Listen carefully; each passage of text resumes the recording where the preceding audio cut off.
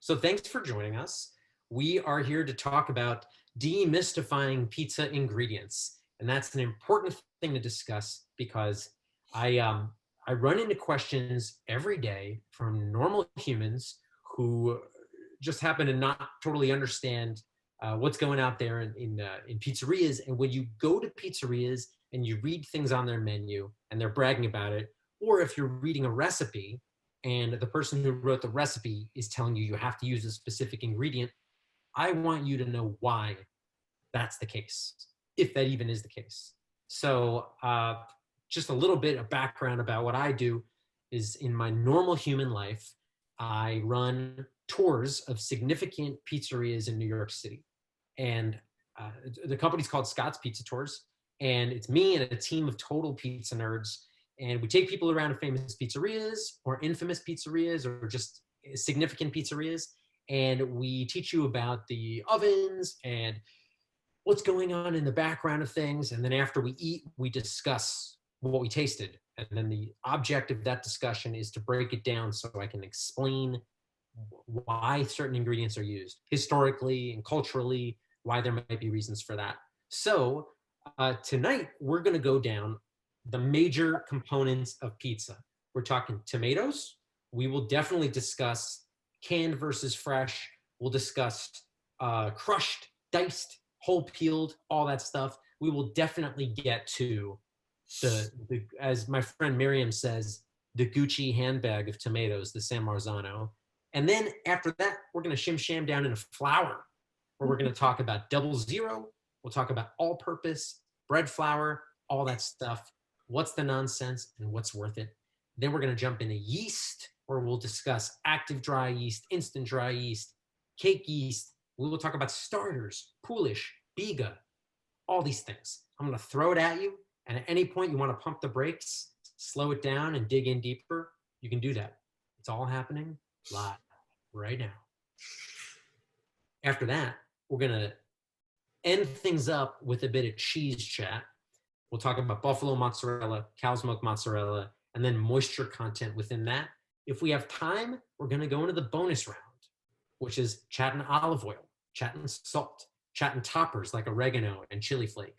But we'll see what happens. Okay? I left my watch in the other room, so I'm not even going to look at the time. All I know is we have a lot to discuss, and all y'all out there, I'm assuming, are pizza makers, pizza lovers, pizza dreamers, whatever it is. You all know that historically, this food really becomes its own when the tomato is added in the late 17th century, early 18th century. That's really when it goes from being sort of pizza to like definitely what we consider today to be pizza. And the tomato is super, super significant. Just a quick history drop is that the tomato is from Central America originally, and then it's brought by the Spanish conquistadors into Europe in the 16th century. It lands in southern Italy around 1540 something. And that's important for us to chat about because when we're talking about food, like an Italian food, a Neapolitan food like pizza, tomato is key. Now, let's first talk canned versus fresh. I think a lot of times people will ask on a pizza tour, oh, at this pizzeria, are they making fresh sauce? And that question is coming from a place of like where freshness must mean that it's better. And that is definitely the case. But in the world of the tomato, fresh tomato and canned tomatoes are completely different products. And the way that they're grown, the places that they're grown are totally different. For instance, in America, the bulk of fresh tomatoes are from Mexico and from Florida, and they're grown in sand, and they're grown without a lot of nutrients, like no soil, it's sand. It's places where it's sunny outside, so you can technically grow a tomato, but flavor and nutrient value is not so much there. The fresh tomato industry actually uses 8 times the amount of chemicals that the canned tomato industry uses. So canned tomatoes kind of already set off on a better foot. And it's weird to say that because normally you walk into a pizzeria and you see a can and you think like, oh, they're buying canned sauce. What's up with that? Not true. Usually they're buying whole peeled tomatoes. Now, When a canner buys whole peeled tomatoes, it means that they're canning those tomatoes when they're at their peak of ripeness. And that season in America is about 60, 70, 75 days long, uh, late summer and early fall, a little bit shorter in southern Italy, but really, really tight amount of time. And the way it happens is the canner calls up the farmer, actually, other way around. Farmer calls up the canner and they say, listen, field number 44 is ready to pop. We're doing it tomorrow. Great. Big trucks go out and then they pull up the entire roots of the plant and pluck off all the tomatoes. So as that's happening, there are sorting devices on the harvesting machine and then again back at the tomato plant that are separating out softer tomatoes from harder tomatoes. The harder tomatoes are going to become whole peeled tomatoes. Or if they're really hard, they're going to become diced tomatoes. The ones that are softer, they're softer because they've been on the vine longer. Therefore, they have a higher Brix content, higher sugar content. And since they're softer, they're not going to get canned as a whole peeled tomato, like whole peeled tomatoes. This is whole peeled tomatoes. When we open up that can, whole tomatoes inside there, that's all it is. Those have to be the ones that are at their peak of ripeness. They cannot be overripe. That's why when you buy a can of, let's say, crushed tomatoes, do I have one over here? Oh yeah, this one is crushed tomato. When you buy a can of crushed tomato, they're softer because they've been on the vine longer. They're higher sugar content. So the canner will blend them up and cook them slightly, and that goes into these cans. It's a different part of the vine. So that's why when a canner is producing a certain product, it's not like they're only doing one at a time. They're doing whole peeled, then they're doing a paste, and they're doing a diced tomato. When you're in a canning plant, you know that when they say, oh, the ones over here are going to the evaporator, that's like Siberia. Like tomatoes going to the evaporator means they're going to get all the water cooked off and it's just going to become paste. Or they'll become the kind of packing peanuts that whole peeled tomatoes are canned in. When you open up this can and dump it out, the fruits are floating around in juice or in puree. That's usually lower quality tomato that's been mashed up. And your key when you're buying these is that when you unfortunately, you can't see through the can. When you go home with a can of whole peeled tomatoes, you open it up. If the color of the liquid matches the color of the tomato, you're in good shape. If it's much more pale, then it's probably, and you taste it, it's probably tinny. That's just a lower quality tomato. Tomato is highly acidic. So that's usually an issue with it. Now, canned tomatoes, since they're picked at their peak of ripeness, and since they're, by the way, the skins are always pulled off, I'm not sure if everybody's familiar with the product, but in case you've never seen those, the skin of the tomato is always removed, which actually means that there's a lot of nutrients and a lot of flavor in that skin. There's one company in Italy, and I had a jar of it a couple months ago, but I ate them. It's called The Miracle of San Gennaro, and they can them, they jar them in glass jars with the skins still on them. Beyond that, you won't find the skins. If you open a can of tomatoes and you find that it's super, super soft, like a golf ball or something like that, then that means that it was peeled with chemicals. So when we talk about a chemical peel for tomatoes, it's actually a real thing. And it has to do with canning, peeling it by chemical rather than by physical means. Now, when I say physical means, I mean steaming the tomato blasts off the skin. But before you blast off the skin, the tomatoes that come through they hit a high temperature steam bath, then they hit a low temperature one and they pop off. I want to find you guys a picture of a tomato that, yeah, here we go. I want to show you a tomato that has had its skin removed by chemical. It's like a bleaching agent. And it's actually a tomato that I think a lot of people have purchased before. Let's see. Okay, check to this. See this one over here? Give it a thumbs up if you can see that. Great. That's a tomato, super smooth on the outside. that has been peeled with chemical. This is one that has not been peeled with chemical. The tomatoes are kind of in bad shape, but still all right. You can see that there's little skin bits on the outside of it. These, by the way, are from a taste test that I did a couple years ago. Usually every year, March or April, it's coming up. I probably should do it now. You usually get, well, maybe I can't do it. I usually get a bunch of people together and we do a blind taste test. And then afterwards, I show you what the deal is. Like, oh, this is what tomato you just had. Like, for instance, y'all know this one, right? This is like, everybody's seen this can. It's all over. You see the shape of that tomato? Well, here's what the tomato actually looks like when you pop it out of the can. Yikes. And these are definite golf ball tomatoes.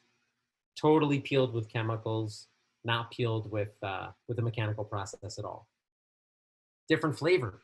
You would get the brightness and the tinniness out of that. It's kind of weird. So canned tomatoes come in different formats. There's the whole peeled, the crushed, the diced, and then the puree. The puree gets a bad rap, or the paste, I should say. The paste kind of gets a bad rap. It's good in small amounts, and if you want to thicken a sauce, a little bit of it is really good. But the best tomatoes should be the one that come out of a can. You crush them up with your hands or a food mill, and then that's that. For pizza, there is no one perfect tomato. With pizza, there's always tomatoes that reflect different tastes. Northern Italy tends to be sweeter than Southern Italy. California tends to be sweeter than Northern Italy. The highest acid content is probably some of the Italian tomatoes. I'm just talking about the ones that we find in our grocery stores most often. There's also a lot of Chinese tomatoes, but sometimes on the bottom of the can, it'll say product of Italy. An Italian company bought them, put them in a can, they sold them to you. It's a product of Italy. If it says grown in Italy, maybe. Still not sure. Which leads me to perhaps the greatest and most important discussion of all the tomato discussions, which is that San Marzano tomato discussion. Just put your hand up if you have never heard of the San Marzano tomato. Everybody I'm looking at has heard it. Oh wait, there's other pages. Well, I'm just going to assume that all these other people mostly have heard of it. Hang tight. All right, beautiful. So Gary Fleming is in the house, by the way. I'm sorry, I just saw his name. Gary Fleming, Pennsylvania, Great Square Pizzas, Virgil's. That's Gary from Virgil's. San Marzano tomatoes. Let's break it down. So I've got a bunch of exciting cans in front of me right now. You can't see this, but there's a bunch of stuff. Just trust me about it. Anyway, the San Marzano tomato is an important tomato because it's essentially it doesn't exist anymore. There was a blight in the 1970s that wiped out the tomato that today is the most famous. And that's because while the tomato itself may be really gone from its original format, the name exists. What does that name even mean? San Marzano is the name of a town in southern Italy, just off the eastern slope of Mount Vesuvius. And the legend of the San Marzano tomato is that this is the best tomato for pizza sauce because it's from Naples. It's from the same region. But they say that it's like a mythical reason that the volcanic ash in the soil on the eastern slope of Mount Vesuvius leads to a sweeter, more delicious tomato. That the minerals in that soil act as a natural water purification system. Now, whether or not that's the case is sort of not our discussion at the moment. Our discussion at the moment is, well, what happens when I go to the grocery store and I buy the can of San Marzano tomatoes like this? Well, in Italy, this can is illegal. The reason for that is that this is a company called La San Marzano. Okay? La San Marzano is the name of the company. They have drawings of a long, pointy-fronted tomato, which that is what a San Marzano tomato should look like. But the name La San Marzano is the only indication on this can of its origin, which it turns out is not really an origin at all. It's the name of a company. Because in the European Union, they have a series of certification styles called DOP, DOC, IGP. There's all these different logos that go along with them. Here's a DOP logo. Now, this logo means Denominazione di Origine Protetta, designated origin of protection. And it's given to foods that have a specific method and area of creation. Just like wines will get a DOC on the top label, you see DOC or DOCG. With cheeses from France, or a lot of ingredient products from France will have an IOC. And this is basically the same thing. It's saying that this is certified to come from this particular region. Now, to get that certification, San Marzano tomatoes must be picked by hand. The skins must be removed by mechanical means, not by chemical means. And it has to be the cultivar called the San Marzano. So the San Marzano tomato is a seed. You could grow them anywhere you want. I can grow them in a 5-gallon Home Depot bucket in my kitchen if I want. But to call it a San Marzano in Italy would be false because it's not grown in the proper region, and I will pick it by hand. I do not have a tomato harvester in my kitchen. But the San Marzano name has real high specifications. This can of tomatoes was $2.50. No chance that it could be a San Marzano tomato because the process for picking by hand is extraordinarily expensive. It's usually about 3 times the price of a normal can of tomatoes. And unfortunately, or fortunately, depending on how you look at it, the United States is not part of the European Union. So our cans can say San Marzano, and it could not be a San Marzano, and it would still be totally legal, like this one. And I'm sorry if like this is backwards for you guys, but you can kind of get the gist of this. It says on the bottom, wait, I should even ask you. Put your thumbs up if you can read this. Oh, okay. Cool. So it says on the bottom, certified. It says San Marzano on top. It says certified down here. But this, my friends, is certified by an organization that's run in part by this company, Cento. It is not European Union certified. If it says the word certified on there, then it's not it. A real, actual certified San Marzano tomato is going to have the logo of the European Union DOC logo, DOP logo. It's going to have the consortium logo, the tomato consortium, and then it's going to have a unique code printed on the can. That's how you know its origin. Another thing about the origin is if you look on not on the label, because the labels are all added after tomato cans have been shipped.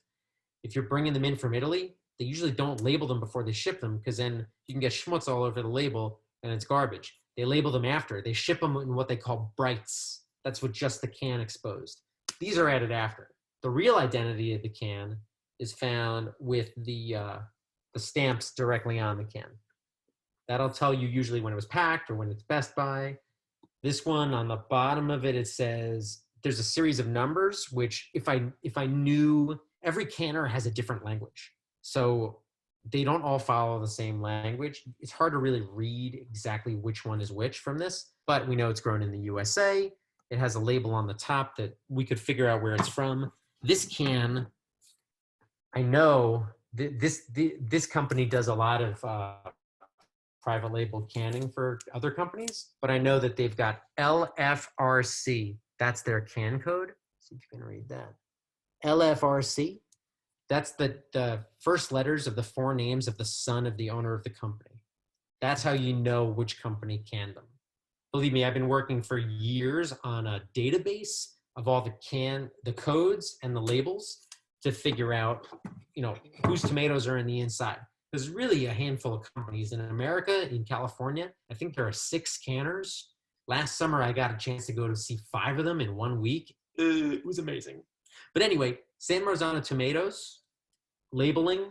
The problem with that labeling, of course, is in America, it's all kind of bunk anyway. That's why I can send this to everybody if you want it. This is a list of tomato scandals where tomatoes were found being shipped to the United States from Italy, but found to be totally bunk San Marzanos. Not what's in the can didn't match what's on the label. Totally bunk. Like this San Marzano style. As soon as you see the word style, no, it's not what it is. Now, what about, is the tomato any good in the first place? That's all about personal taste.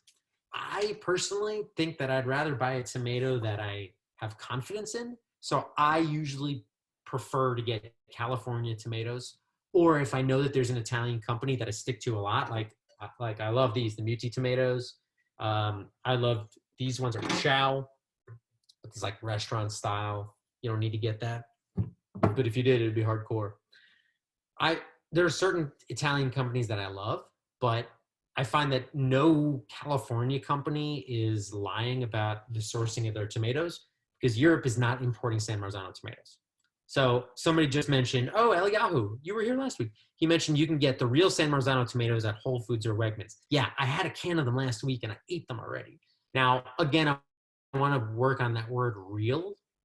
That word real is like, it's still questionable. Just because it has that logo in America, kind of, it's not totally trustworthy. Certain companies are trustworthy, but I'll tell you, like this company is getting sued right now because of this whole San Marzano situation. But I digress. Let's bump on a, oh wait, hold that up. Wait, Eliyahu, that's you. Hold up this can. I don't know if everybody's looking at this, but Eliyahu's holding up a Wegmans can. That's what I ate like last week. It's got the logos on it. It's got the code. If you can't see him right now, if you're scrolling through it, he's right there. He's got this awesome beard. He's holding up a can of tomatoes. Looking good, my boy. Just like this kind of thing. So, oh, and La Fede, if it says DOP, but again, I just want to let everyone know, personally, I feel like the Italian DOP stuff, you don't need it. I think there are California companies that really rock, and then it's, I like buying it too. I like California. Let's move into flour. We can come back to tomatoes if anybody has any deep questions, but let's go into flour. I want to spend a minute talking about 00 flour, because this is probably the question that comes up the most for me. So 00 flour. I'm sure you've all seen a bag, either this bag or a bag like this. And I'm sure you've heard people on the Food Network and in magazines tell you you have to use 00 flour, that's the softest flour. Usually the line is, this is the softest flour. This is what people should use for things like pizza and for pasta. And we got to break down exactly what that phrase even means, okay? Because 00 flour is part of an Italian system of naming flour. Do me a favor, just maybe put your hand up if you have heard of 00 flour.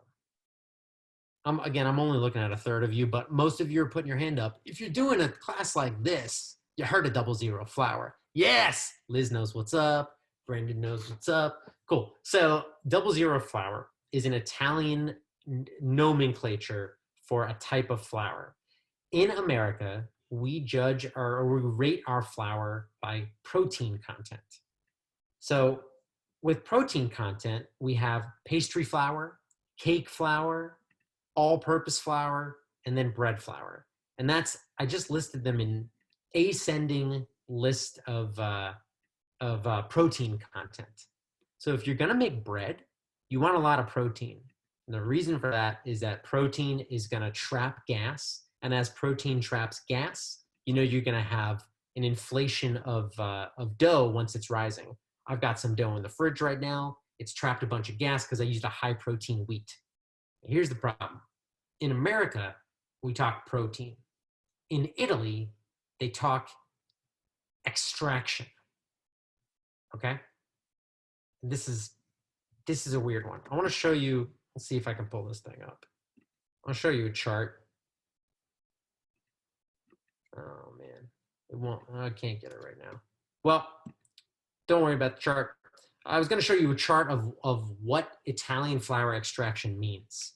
So by extraction, what I mean is when you mill flour, you don't just use all of the stuff that you mill. If you do, then that's called whole wheat flour or integrale. Let's do an experiment. So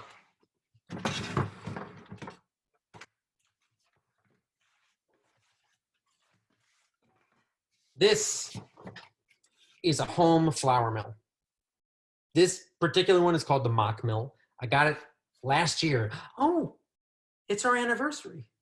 I got it last year, and I got it because I wanted to understand more about flour milling, and I wanted to be able to not just like bake awesome badass breads at home, but I really wanted to be able to experiment and figure out if the things that people talk about being important, they're really important. So let's do a quick experiment right now. We're going to take some wheat berries.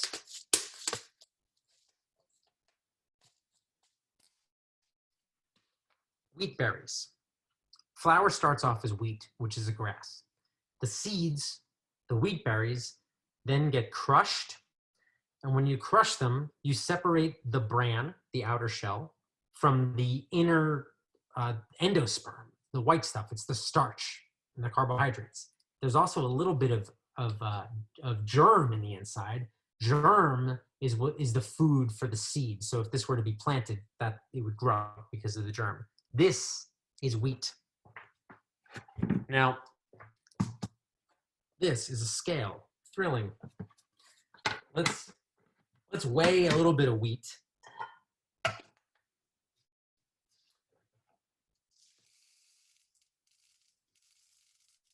Okay.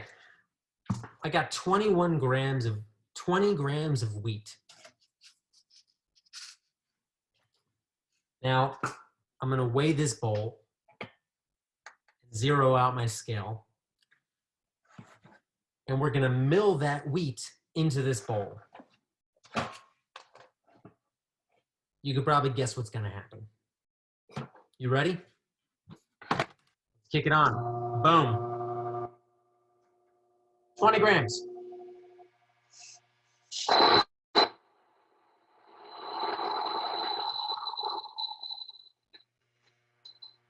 A wheat berry almost just blinded me. Okay.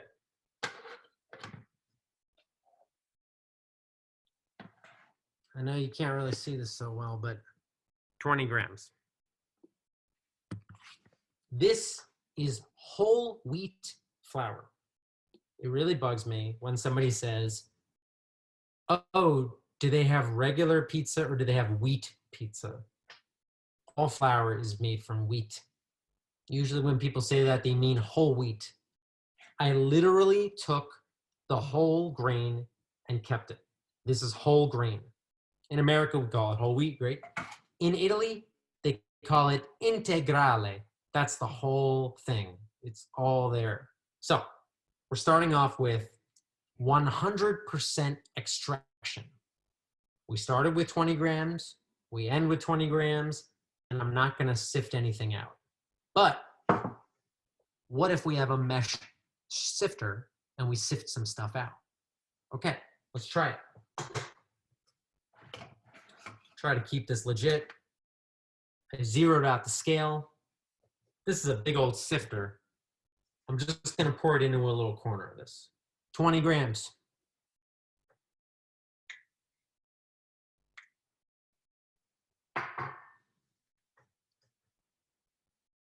Not losing any. I'm being careful. You guys got all night, right? Oh, it's looking really good.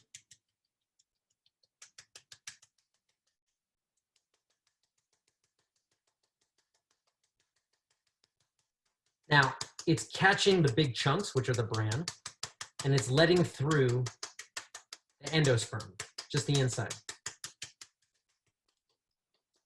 And a flour mill, like any flour mill out there, is gonna sift unless it's whole wheat. When you buy your all-purpose, when you buy your bread flour, all that stuff has been refined. It has been sifted. In the Italian scale, the numbers correspond to the level of refinements. Ooh, we're almost there.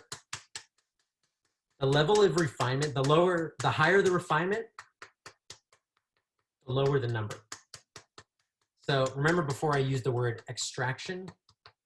Well, extraction is what we're doing right now. The stuff that's in the bowl is whatever's been extracted.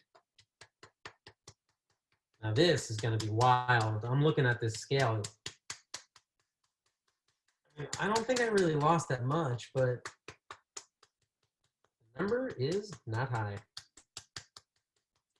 which means that the bran is pretty heavy.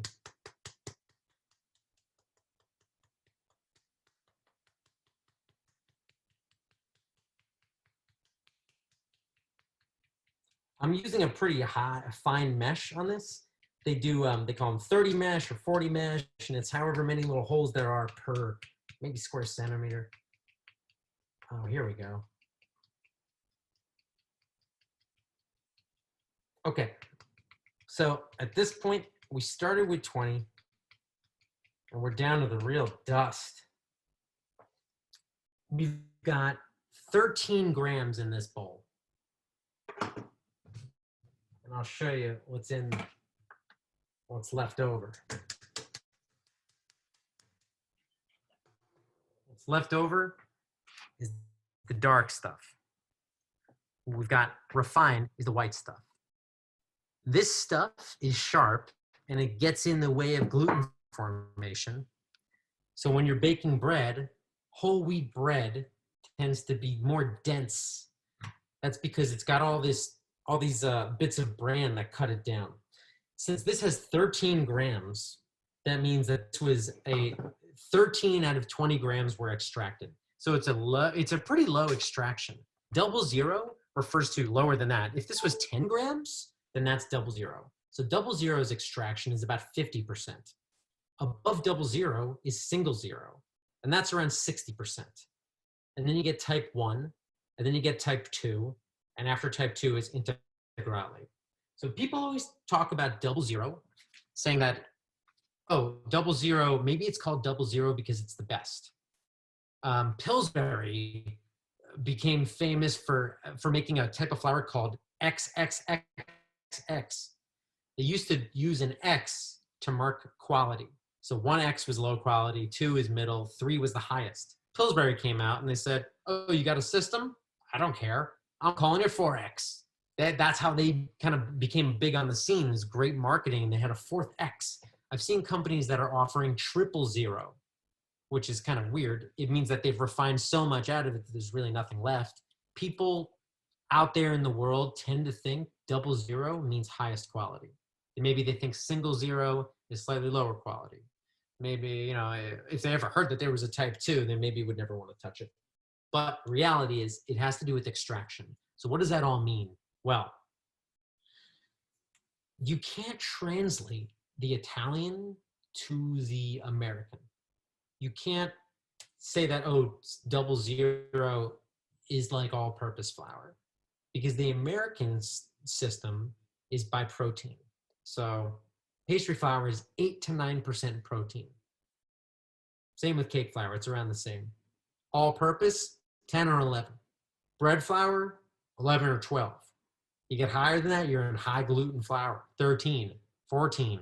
I got a flour once from Central Milling, Tony Gemignani's signature series flour, 15%. Crazy. When there's more protein, there's more strength. When there's more protein, it also absorbs more water. So when we talk about pizza recipes, if anybody out there is like a super pizza nerd, if you ever hear people talk in terms of baker's percentages like if my dough is 66% hydration, obviously it's not as wet as an 80% hydration. A lot of pizza nerds out there like to flex and they talk about how much water they can get into the dough. The fact of the matter is the flour tells you what it wants. When I was using the 15% flour, 15% protein, it was absorbing so much water. I had to give it more. This stuff doesn't want all that much water. 60%, 63%. That's why a lot of Neapolitan pizzerias that use this, they sit around that percentage. It's important to understand that because 00 and 0 and 1 and 2 is only one set of criteria. There's also ash and there's W factor. Ash is when you burn off the flour and you weigh the ash that's left. And it's done in its T numbers, T50, T60. If it's T50, it means that there's 0.50% ash left. Cool. That has to do with the ratings as well. There's also the W factor, which is more important than the zeros and even the ash, and it doesn't even say it on the bag. And I'm looking just in case they added it. W factor is strength in the scale up to 400. The higher the W, the higher the strength. That also means the longer it will last. If I'm making a dough that I'm going to eat tomorrow morning, if I'm making it tonight, I'm going to eat it in 12 or 15 hours, I want a low W. If I want to make pizza for 7 days from now, I probably want a higher W because it'll last, it'll survive. When I make, I have a, we'll talk about starters later. I have a starter, and that starter, I feed it all-purpose flour because it's gentle. It's gonna feed the yeast enough for a few days. If I'm going out of town, bread flour. I'm out of town for 10 days. Have some bread flour. I'll be back. It's like a cat. Here's a bowl. I'll be back when I get back. No big whoops. Anyway, flour, really interesting subject. If anybody's interested in getting a flour mill, I dig this flour mill. You know, in these trying times, flour is hard to get in the grocery store. As soon as I heard thing was going to go down, I went out and bought 30 pounds of wheat. I'm flour flush. If you live near me, I'll mill some flour for you. I'll throw it out the window, long distance. So let's jump into the next category. I think we need to talk about yeast, and then we'll try to blow through cheese, and I really want to leave some time for questions. So I just mentioned starters. How about this? Either by raising your hand or by saying something in that chat, do me a favor, let me know if you are interested in talking about pre-ferments. Okay, a couple hands went up. Okay. And I'm assuming like if you're not reacting to that, then you have no idea what it is, which means you're not interested. That's fine. Let's talk through commercial yeast, 5 minutes. And then let's jump into talking about pre-ferments. Okay. Oh, I forgot. I was going to get a dry erase board to show you this, but here we are. Oh, you know what I'll get? Next time I do something, I'll get a piece of glass and then I'll draw from this side. Okay. I almost just dropped all the wheat on the floor. Not tonight. So, fermentation is the process by which yeast, with assistance from bacteria, convert starches and carbohydrates, complex sugars, that are naturally found in the flour, and they transform them into gases, carbon dioxide and ethanol alcohol. Carbon dioxide makes the dough rise. Ethanol alcohol gives it flavor. By playing with the rate of fermentation, you can affect the flavor of your dough. This is why a dough that was made this morning will not taste as detailed as a dough that was made yesterday. And a dough that was made 3 days ago may be even tastier. A dough that was made 2 weeks ago, probably no good. Because it all has to do with the balance of food, sugars, and yeast. As soon as the yeast has eaten up all the sugars, starts to just produce ethanol alcohol. Before you know it, spring break, bad news situation, yeast kills itself, and your dough is a mess. So fermentation is all happening because of yeast. Yeast, you get yeast in the grocery store, right? You've all seen the packets. You all use the packets. I love the packets. I got no beef with the packets. All this stuff, no matter what brand or whatever, it's all the same stuff. It's a fungus called Saccharomyces cerevisiae. The difference between all these different packages is pretty slight. Late 1800s, the commercial yeast was created by Fleischmann's, I believe. And they created fresh yeast, which is a big block. It's very wet, doesn't have a long shelf life. It's all active yeast. And when it goes bad, it starts to feel like a putty. It's kind of weird. Then they were like, oh, why don't we just try it? Let's try it out. And that's when they figured out active yeast. These are little packets. that the yeast is like little, they're just little yeast, live yeast, covered by a bunch of dead yeast. Cool. With the active yeast, it's a tricky name. It's called active, but you have to activate it. You got to put it in, well, you don't have to, but it's good to put it in warm water, wake the yeast up, it melts away the outer shell of dead yeast, and there you go. Then a few years later, they were like, wait a second, why do we want to have to activate it? Let's just make the yeast smaller, not coat it in dead yeast, and then there, rapid rise or instant yeast. Great, awesome. You don't have to activate this stuff. This is what's annoying about it. This stuff's called active, but it's not active. You got to activate it. This stuff is called instant, and it is ready to be used. It's not like an instant soup that you got to add water in. Ugh, bugs me out. When you're using these two, they basically do the same thing. To me, this has a funkier taste. I get a cleaner taste from this stuff. At first, I was like, instant, rapid rise, I'm going the slow way. I don't need that. It's a crutch. It's training wheels. No, turns out just weird branding. This stuff is going to be a little bit cleaner taste, and you use less of it. If you see a recipe that calls for fresh yeast, then you use about a third of that amount would be this. A quarter of that amount is this. If you're going between these two, this one, you're going to use 25% more of this than you would use of this. So, you know, if I use a recipe at home that's like 2 grams of instant yeast, and if I'm using active, I can get closer to 3 grams. These scales are not that great at weighing all these little tiny things. Believe me, I've got a little drug scale, jewelry scale, whatever you want to call it, and I use this for my real serious little things. If you don't have one of these, definitely get one of these, put it in your pocket. You can weigh stuff anytime you want. How much do your keys weigh? I know, use the drug scale. So these are all pretty much the same. Only difference is I've seen this come out recently. This is instant sourdough. It's got little dry sourdough particles in there. It tasted funky. I didn't love it, but if anybody wants it, I'll put it in an envelope. I'll mail it to you. But instant, active, and fresh yeast. Now let's get into pre-ferments.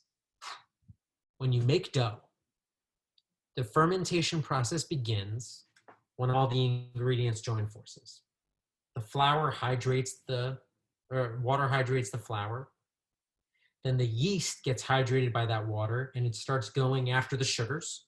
Then the salt is in there to slow things down. The salt dehydrates the yeast slightly, slows down fermentation, makes it more even, and it makes it taste salty. So all this stuff happens in fermentation. But if you want to get extra flavor and a jump start on things and even change the texture, you can start fermentation early. You can use a pre-ferment for starting fermentation early.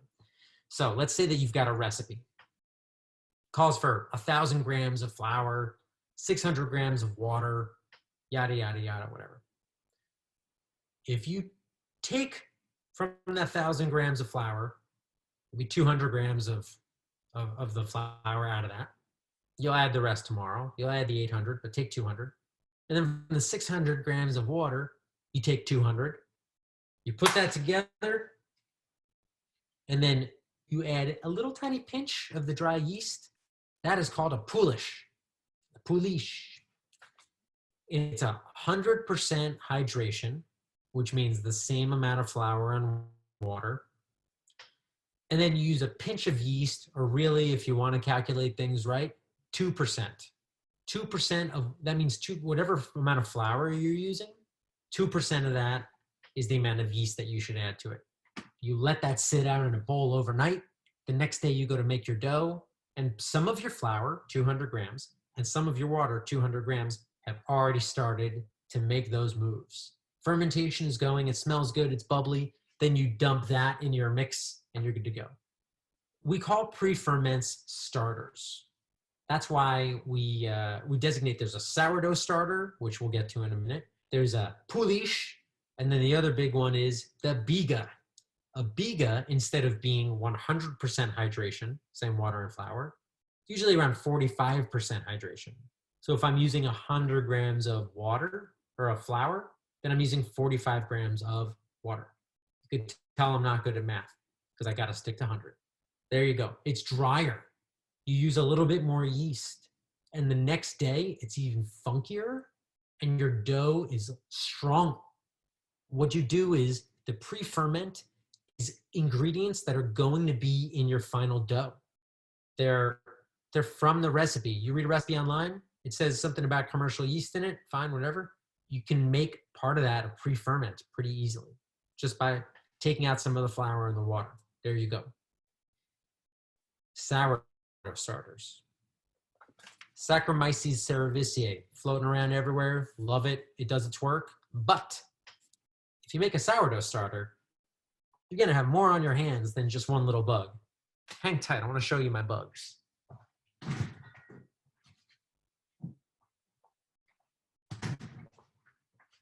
I have 2 starters. I'm not flexing. I'm just saying it.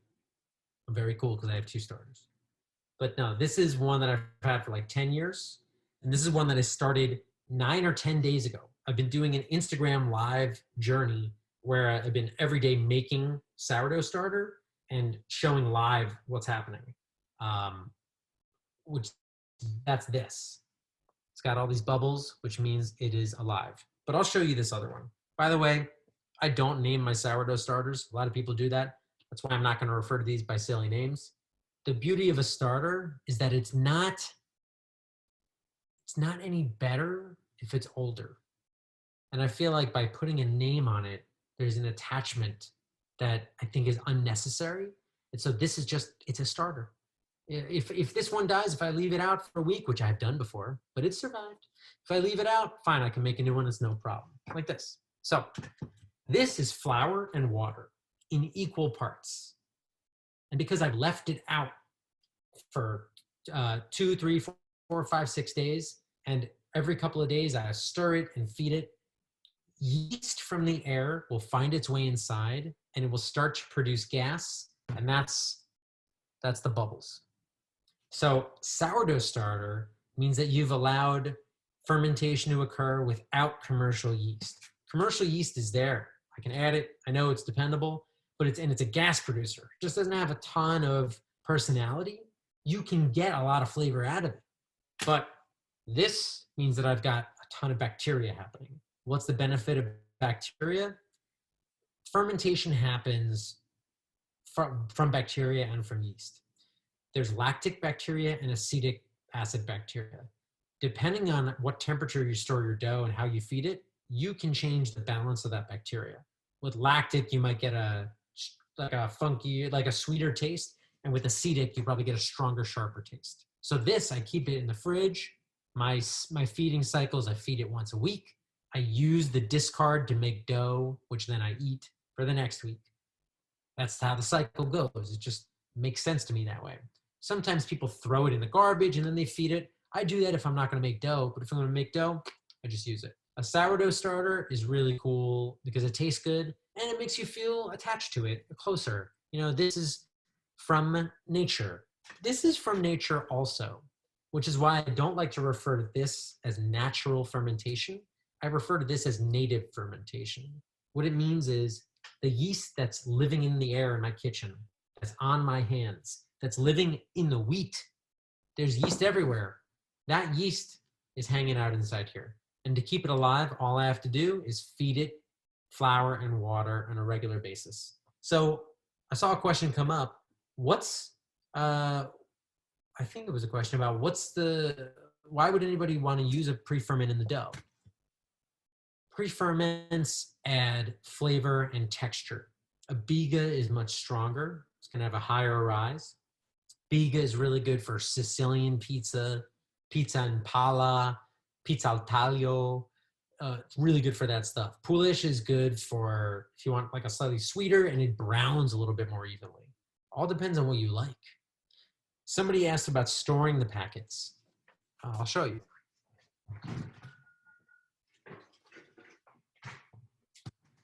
I used some of this packet a week ago.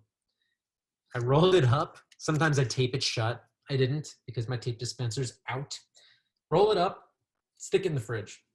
It'll be good for like another month probably. This stuff in the fridge, I always keep in the fridge. Out of the fridge, I think it's probably good for 3 months. In the fridge, it's good for probably 6 months. If you freeze it, it's probably good for 8 to 12 months.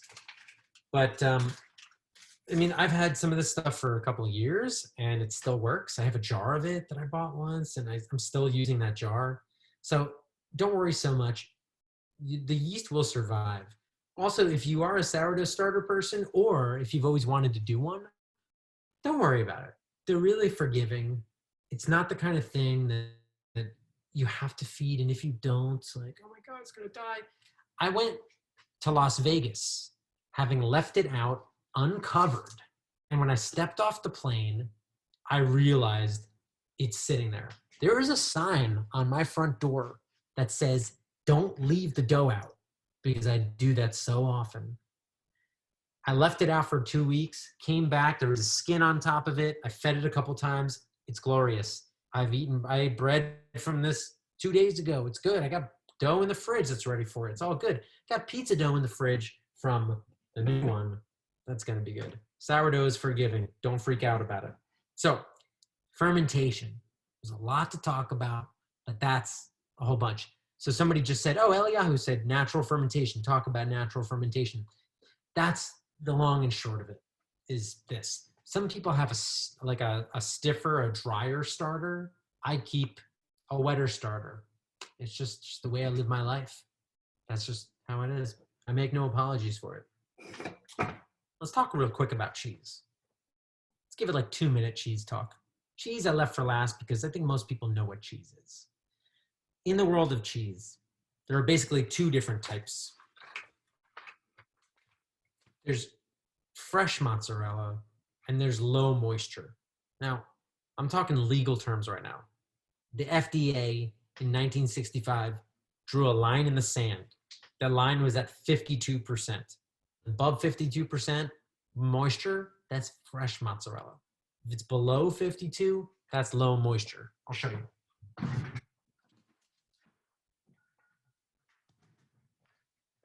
Sometimes people get all antsy in the pantsy and they say, oh, one of them is real mozzarella and the other's not. I mean, I kind of agree technically, but low moisture mozzarella, fresh mozzarella. Let's go through differences. Of course, higher water content, lower water content. Not as much fat, more fat and oil, less salt, more salt. Short shelf life, long shelf life. This stuff, really, I'm using this as an example for fior di latte, is fresh mozzarella in Italy that comes floating in water. This is a packaged version that's pre-sliced, whatever. People get antsy in the pantsy about that too. But the truth is, fresh mozzarella is when you take milk, you curdle the milk, you skim off the top, the curds, and you let those curds cook in hot water. And as they cook, you agitate them. Then it starts to meld together, you stretch it, and when you pull a piece off, that's the Italian verb mozzare. Mozzare means to cut off, to separate, to rip off. That, when you have ripped something off, mozzare, you create a mozzarella. Mozzarella refers to how this stuff is made traditionally. Now, in the 1920s in America, dairy producers were like, if we can dry this out, it'll last a lot longer. Wouldn't that be better for us? Then in the Midwest, they started dealing with bacterial ratios that would give them longer shelf life and kind of a consistency and a production more like provolone. And that's what we now call low moisture mozzarella, which is before 1965, they called this pizza cheese. In 65, standards of identity were written for this as mozzarella. I kind of do think that they should be classified totally differently, not mozzarella, yes, mozzarella, but whatever. This has a sharper flavor, saltier. If used differently, you can shred this. For pizza, this gets shredded. This, you can't shred it. It's going to be a mess. That's crazy. Somebody asked for smoked mozzarella. Mario was asking about smoked mozzarella. Smoked mozzarella is when you take this cheese and you smoke it. That's it. Creates a skin on the outside. Smoking is a shelf life extender. A longer shelf life means that you can make more money from it because there's less waste. That's what it is. The shelf life was extended to make low moisture mozzarella in the 20s and 30s because there was all these growing Italian restaurants in the Northeast, pizzerias, and they all demanded cheese from Wisconsin was shipping a lot of it. To ship from Wisconsin, this stuff would go bad. You gotta extend the shelf life. So this works. Somebody just says, do you only use mozzarella or are there different brands you like to use? Me personally, I use whatever brand I can get. I mean, this is stuff when I was quarantine shopping, I was like, oh, they got this. Bel Gioioso is awesome. I really like it. I buy them all the time on purpose, even if it's not a situation like a pandemic. Galbani, I love that too. My grocery store never had it until recently. I used to buy the Palio, but that's a little too soft, too much water in it. This stuff is harder. I like that because it shred better and it melts a little bit better. But you know what? Great pizzerias use them all. John's on Bleecker Street, Palio. Joe's on Carmine, all over the place. Grande, you can't buy Grande in the store. Grande's it's a commercial only company. But I wanted to make sure you understood the difference between these two. Now I know what you're thinking. What about, and somebody said about Fontina. And somebody's asking about Pecorino. Let's stick with this stuff just because you all have been listening to me blabble for like an hour. I want to give some time for any deeper questions that might come up. So I do want to mention buffalo mozzarella. Got to talk buffalo mozzarella. So the really only thing that I really care to say about it is that it is classified as fresh mozzarella. Buffalo mozzarella or mozzarella di bufala is made by the same process as this stuff, as cow's milk mozzarella, but it's made using the milk of the Asian water buffalo. So when you say buffalo mozzarella, it literally means it's made from the milk of the Asian water buffalo. I say this and I'm staring at everybody in their eyes right now, even though I can't see everybody, because I still get people who hear me say that sentence and then they go, but is it spicy? Like a buffalo wing or something? Or even worse is they'll say, oh, I thought it was called buffalo mozzarella because it looks like a buffalo. People have said this to me. That's crazy. Buffalo mozzarella is mozzarella di bufala. It's the milk of the Asian water buffalo used instead of cow's milk. That's what I say about that. Now, in terms of the other stuff somebody brought up, and it's expensive. Yeah. That just got brought up in the comments. It is expensive. Where fresh mozzarella versus buffalo mozzarella, it's usually a 25 to 30% increase to get the buffalo mozzarella. Also, most of it's made in, Australia makes a lot, but a lot of it's made in Italy. Got to ship it over. Takes a while. They got to freeze it. It's a whole thing. Last thing I'll mention.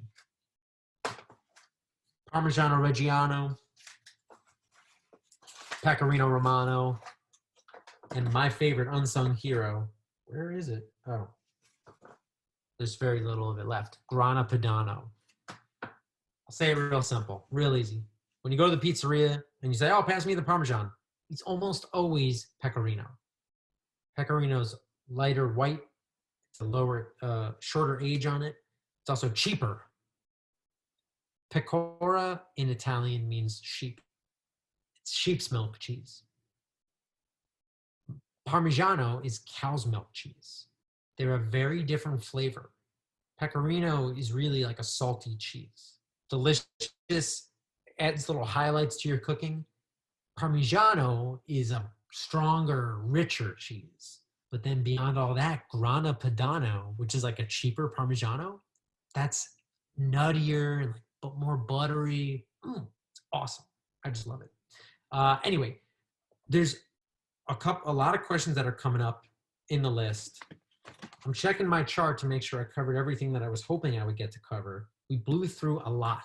We're trying to demystify pizza ingredients. So I want to make sure that I've covered all my bases and let you know what the scoop is. So I want to open it up for questions right now. And I don't know if there's a way to, if you have a question, how about if you have a question, drop it into the comments right now. Or even better might be, for me, I'm like looking at a bunch of people. If you put your hand up in front of the camera, maybe I can unmute you. I know how to do that. And, we can maybe get a cool little dialogue going on. So I'll keep my eye out if anybody's got a hand up. And if Jen is listening, if she sees anything going on, let me know. We'll have 4 eyes and 4 ears on this. I'm not saying glasses, 4 eyes. You know what I'm talking about. Anyway, in San Antonio, Grana Padano and Pecorino super expensive. Yeah, man, I'm not down there. Okay, here's a question. Does the age of the wheat or flour affect the flavor of the product? Oh, yes. That's why I bought the mill. People kept telling me, well, flour companies were telling me, forget about fresh flour, because there are pizzerias that mill their own flour. They're like, forget it. It's not good. You got to age the flour. And I was like, let's find out. So I started milling. I made some bread with it, with fresh milled, then 5-day, then 10-day, then 20-day, et cetera, et cetera, et cetera. Then I talked to a bunch of people who are in the know about this, and they verified my findings on this, which was that right when you mill the flour, it's good to go. There's a lot of live active enzymes in those wheat berries. Problem is, when those enzymes dry out, there's not a lot of live sugar that's ready for the yeast. So you need to let the flour age after that. So it's good right away. And then it goes, and then it gets better and better. I learned from Leo Spitzeri, who teaches at the North American Culinary and Pizza Academy in Chicago. I did a 5-day certification class with him a couple months ago. And I learned from him that you need the flour to have minimum 1% available sugars. That usually happens after 4 weeks. So if the flour is milled right away, you can use it right away, 48 hours. After that, you need another 3.5, 4 weeks. That way you can use it. Now, after that, you got a total of about a year from crushing the grain to using it. So when you buy flour, I know one grocery store near me, they always have old flour. You look on the bags and they have labels like a stamp that'll tell you when it's best by, September 4th, 2020, good to go.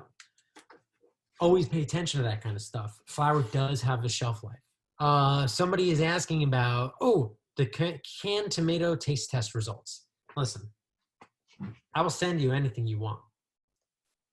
But every year it's different. It's a different crop. It's like wine. But tomatoes don't last that long. So with wine, you'll know 20 years later, oh yeah, that's a good one. Tomatoes, now, if you don't know a year later, you're done. You got 2 years on tomatoes. I'll give you the results, but the best thing to do is to go out and buy 5 cans, open them up, check them out, and see what's up. That's it. Another question, somebody says, besides flavor, is there an effect of olive oil on dough mainly to tenderize? ? Lou, you know what's going on. Oil is a fat. Fat is a gluten inhibitor. That means that little molecules of fat, like butter, oil, whatever, get in the way of gluten formation. So it makes for a more tender crust, makes for a more even bronzy color, and it also makes it easier to handle. Neapolitan dough doesn't have any oil in it. New York dough does. New York dough is higher in protein content. They slap it around a lot more. When I make my pizza at home, I usually use 1.4% oil. Low, not too much, doesn't get in the way. That's all it is. But beyond that, oil, you don't need it, and I would not use my most expensive oil in there. Somebody asked, Nick is asking, if you use all-purpose flour, have you noticed the difference between bleached and unbleached? I made 2 pizzas the other day, a bread flour and an all-purpose flour. Wow, what a difference, man. The bread flour is so much better. But let's talk about bleached versus unbleached. I'm looking around for my all-purpose flour. It's in the container that this computer is sitting on top of. Who knew? Bleached versus unbleached, it's not a really strong difference, but the bleached flour definitely, to me, reacts slower and it feels funky. I think it's also that knowing that it's bleached, nobody's put bleach on it. It's chlorine blasted. They do that to speed up the process of sugars. Shorter the amount of time it takes to produce, cheaper anything is. Wonder Bread takes like 5 seconds to produce. Real good sourdough bread, taking days. It's worth $8 a loaf. Good. So there is big difference. Best way to store olive oil. Should I keep it around? Oh my God. We have to have a heart to heart. Olive oil is fruit juice. When you squeeze the olive, the juice that comes out of it is the oil. When you have a container of orange juice, it doesn't last forever because it's fruit juice. When you have fancy olive oil, this is so fancy. I just got it recently. Haven't opened it yet. It's in the cupboard in a cool, dry area. But I will use it soon because it's not getting any better. I need to. But once you pop it, you got 3 months. And its enemies are heat, light, and oxygen. If you leave it open, bad news bears. If you leave it by the window, bad news bears. You leave it right here on the stove, nah, it's gonna go bad. It's gonna go rancid. You taste it and you feel the burn in the back of your throat. Not good, rancid. I keep some oil in a little squirt bottle, but it's in the cupboard and I use it whenever I need to, and then I refill it right away. This will get me through a week and a half, maybe. Not the amount that's left, like the whole thing. Maybe a week and a half, probably a week during the quarantine. But olive oil, the best way to store it is to not store it. The best way to store it is in your belly to use it. Seriously. You mentioned earlier that active dry yeast has a funky taste. Is that true for all brands, including professional brands, or just the small Fleischmann's? The Fleischmann stuff and the Pro stuff is the same. The only difference is fresh yeast, the cakes of yeast, that's different from dry yeast. That's got a pretty good flavor. I don't find a big difference between that and instant, but between instant and active, I do find a little difference. But you know what? If you line them up and did a blind taste test, I hope. I'm not sure. Anyway, a couple people in here talking about Tony. Oh, people are asking about pizza books. Yeah, I third that. The Pizza Bible by Tony Gemignani. Awesome book about pizza. Really intense. Also, The Elements of Pizza by Ken Forkish. I mean, I could take you to my bookshelf and there's like a ton of books on there, really good. There's so much information out there. The best thing to do is to just make pizza and mess around. Go to pizzamaking.com. That's got a really good forum that will overwhelm you and scare you, and people might pick on you because they're real nerds over there. But trust me, it's all okay. I'm sure there are some questions left. I don't know if we really have time to answer them, so I want to give a quick wrap up and thank everybody for hanging out. I see Cousin Caroline in the mix. I'm giving a shout out to Cousin Caroline. What's up?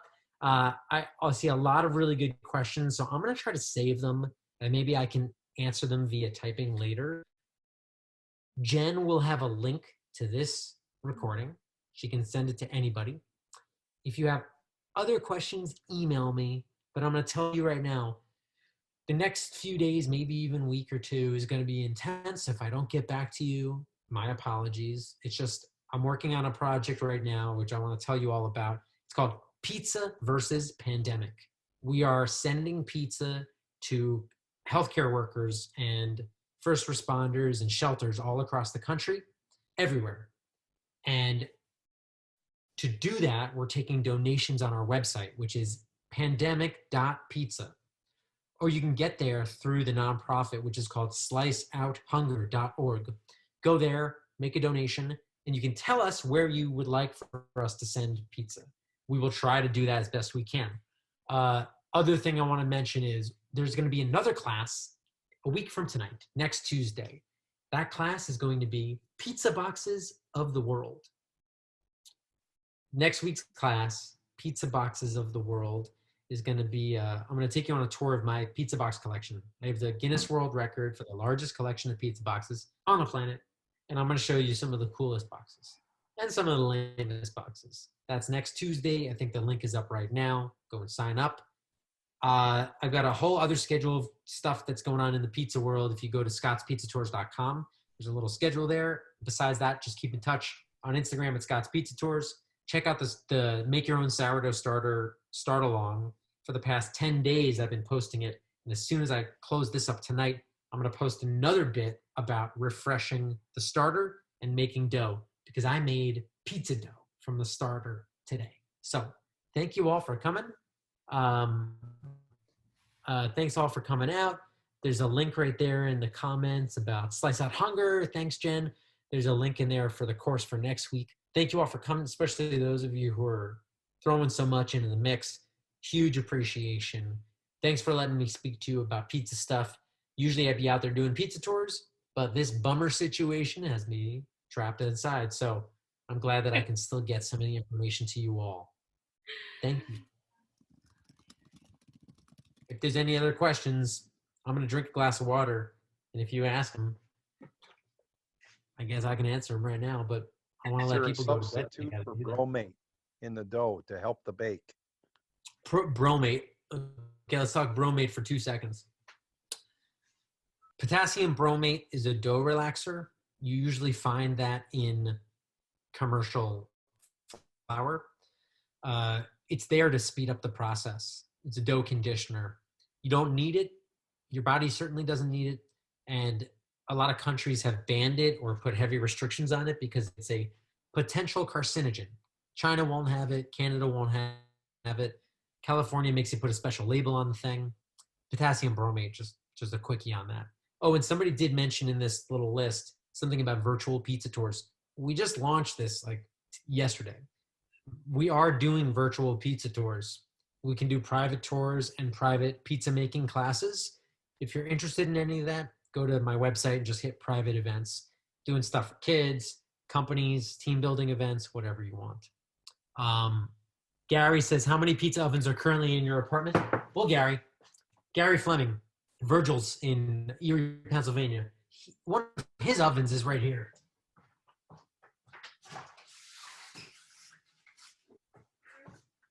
Gary, this is your Uni pizza oven that you won at Slice Out Hunger last year. I have it in my kitchen. Beyond that, I just had 3 pizza ovens, 4 pizza ovens. But it's not a race. I actually don't want to have that many. Yeah, virtual pizza tours.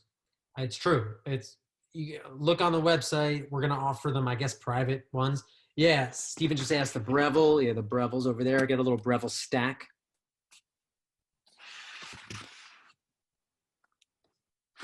Anyway, I'm going to close out this meeting, but thanks all for coming out and hanging out. I got to clean up the kitchen. I milled a bunch of flour, so now I guess I got to use it.